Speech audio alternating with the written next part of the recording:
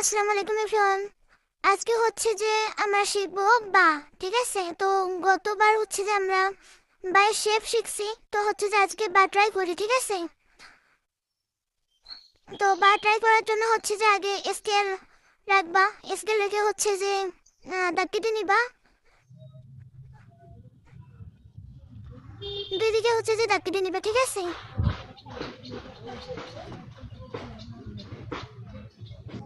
তো সেদিন হচ্ছে যে আমরা বাইয়ের শেফে দুই নোক্তা শিখছিলাম। ঠিক আছে, আজকে হচ্ছে যে নিচের বডির জন্য এক নোক্তা বাড়িয়ে নিতে হবে, মানে মোট হচ্ছে যে তিন নোক্তা আমাদেরকে নিতে হবে।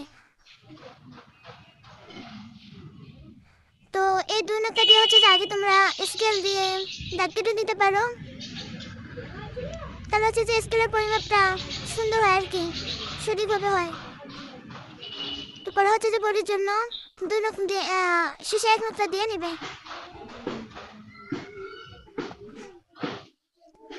পরে স্কেল দিয়ে দাগ কেটে নিবে।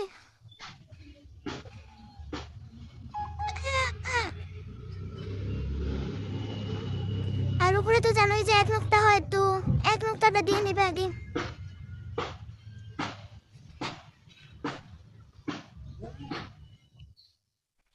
আর হচ্ছে যে বাইয়ের বডিতে হচ্ছে যে ছয় নোক্তা থাকে। ঠিক আছে, তো যেখান থেকে হচ্ছে যে এক নোক্তা পরিমাপ করে দাগ কেটে নিচ্ছ, ওখান থেকে মানে ভিতরে ছয় নোক্তা পরিমাপ করে নিবে। হ্যাঁ,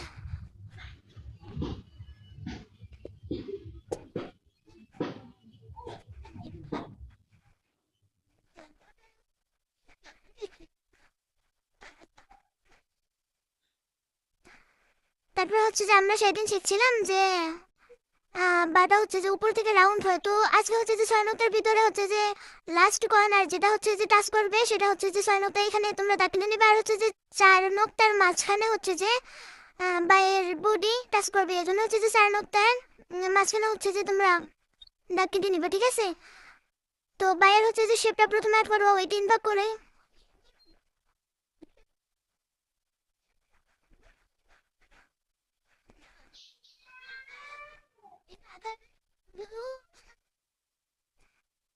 তারপরে হচ্ছে যে তোমরা বডিটা ইয়ে করবা, ওই হচ্ছে যে রাউন্ড থেকে ধরে এখানে হচ্ছে যে মাঝখানে টাচ করা বা সাইডে। ঠিক আছে,